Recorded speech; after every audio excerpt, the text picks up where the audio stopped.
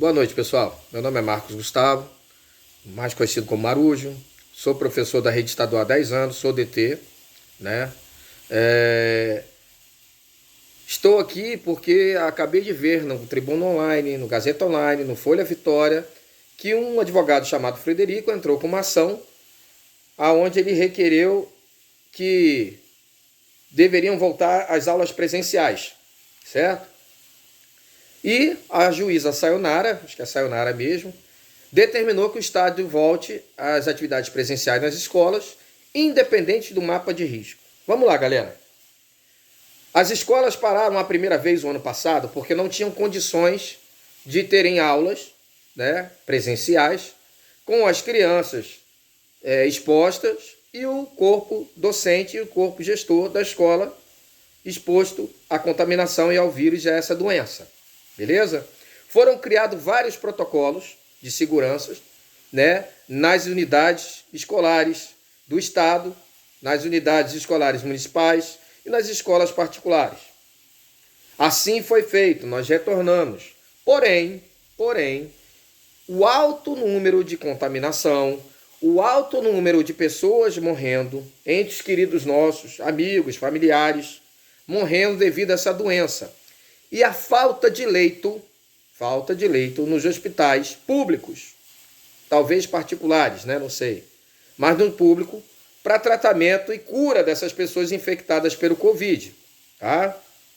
Aí eu te pergunto, para que o cara entra com uma ação dessa para aulas presenciais, sendo que estão morrendo pessoas, entes queridos, tá? Em todos os setores, em todas as classes sociais. Todo mundo está perdendo alguém. Não é hora de voltar.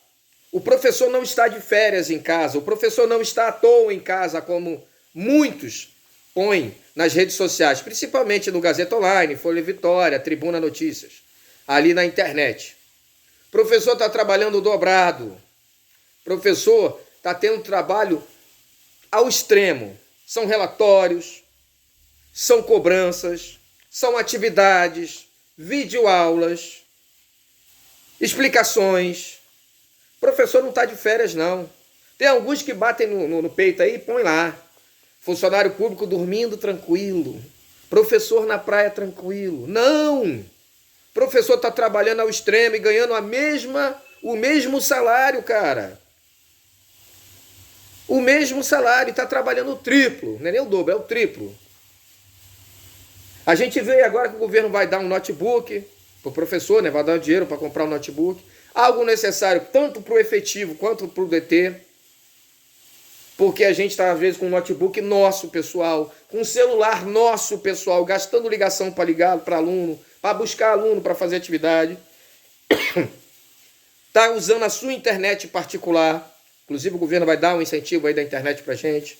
O professor está trabalhando sim. Muitas vezes os alunos não estão nem fazendo a atividade. Estão indo jogar bola, estão indo para a rua, estão indo para a praia. E a gente está atrás dele, ali dos pais deles, para fazer atividade.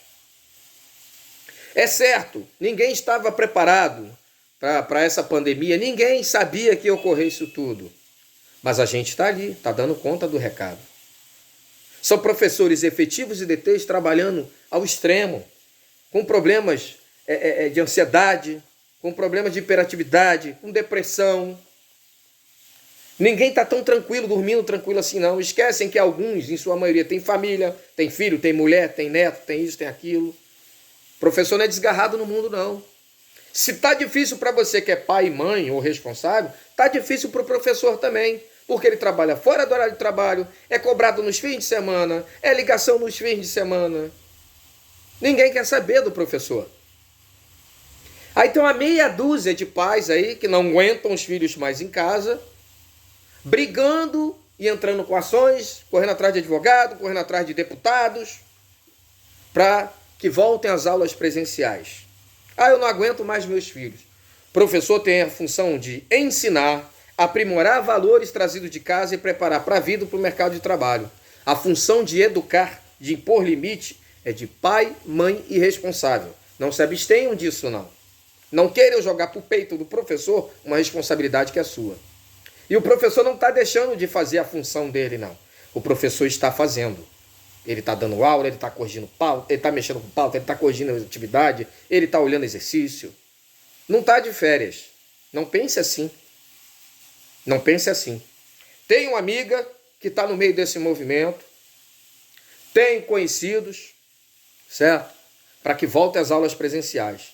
Vocês já pararam para pensar que na volta dessas aulas, o professor do seu filho, os familiares do professor do seu filho, seus próprios filhos podem ser acometidos, Deus o livre e guarde, por essa doença? E aí? Quando começar a morrer muito mais professores, alunos, adolescentes, os meninos da educação básica, do ensino fundamental, médio, a quem vocês vão culpar? Ao Bozo? Ao presidente Bolsonaro? Não. A culpa vai ser de vocês, que estão exigindo volta às aulas num momento tão crucial e tão difícil dessa doença. A vacinação, se tivesse vacinado 50%, 60% dos habitantes do nosso estado, ok, vamos voltar. Já está um pouco mais seguro. Mas não passamos nem de 5%. Isso é loucura. Criança dentro de escola se abraça, pega na mão, brinca, troca material um com o outro, pega livro um do outro, caderno. E aí?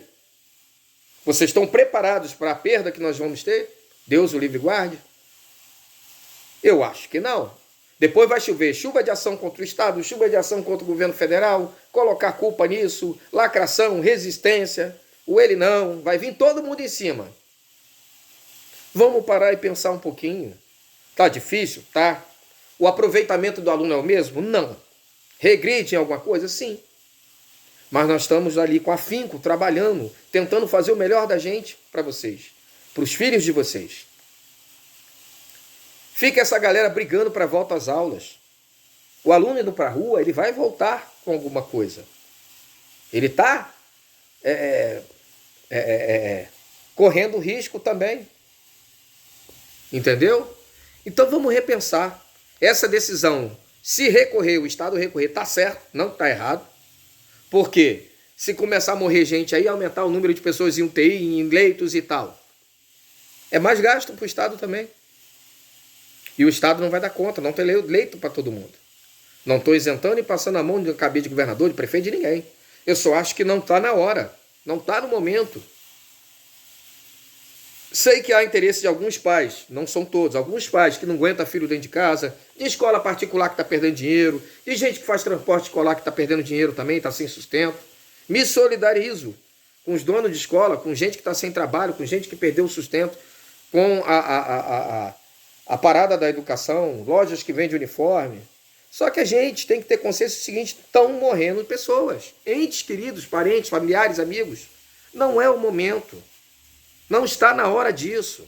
Eu agora há pouco recebi um relato de uma ex-aluna minha de um bairro onde eu dou aula, que está morrendo muita gente lá, que tem que se cuidar, não vem para cá não, ela com medo.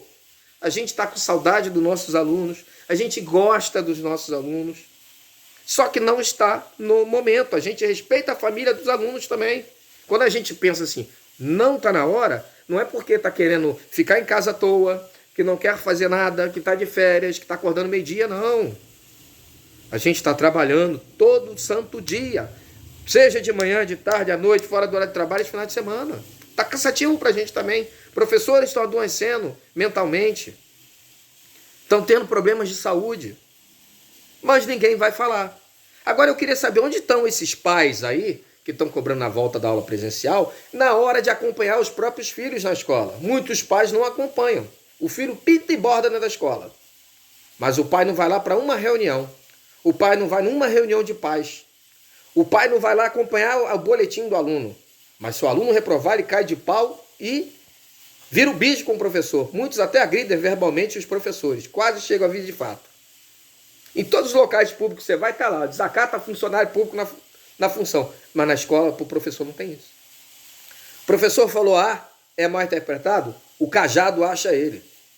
O professor ganha pouco. O professor ganha pouco. Ele não ganha dinheiro, não. Pela função que exerce, era para ser muito mais remunerado do que um assessorista de elevador no Congresso Nacional. E não é. Vereador que nem tem estudo, alguns, ganha mais do que um professor que está ali na sala de aula com 40, 50 meninos em cada sala. Vocês têm que botar a mão na consciência. Estão morrendo pessoas. Está arriscado, está perigoso. Não é hora. Mas simplesmente entram com ação dessa. Agora, o advogado que entrou com a ação, ele trabalha com um monte de aluno? Ele está numa sala de aula? Não, né? Tá não. Tomara que o governador consiga reverter isso aí. Cadê o sindicato que não falou nada até agora? Porque eu não vi mencionar nada na reportagem. Isso aí tem dedo de gente que está querendo disputar cargo eletivo na próxima eleição, que está querendo alguma coisa no métier político, tá?